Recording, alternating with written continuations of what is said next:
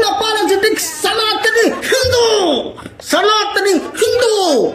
నేను పార్టీ పెట్టింది ఒక కులం కోసం కాదు, నీ కోసం కాదు.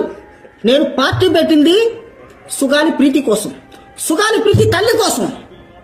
మద్యపాన ప్రియుల కడుపు కొట్టావు జగన్, మద్యపాన ప్రియుల కడుపు కొట్టావు జగన్.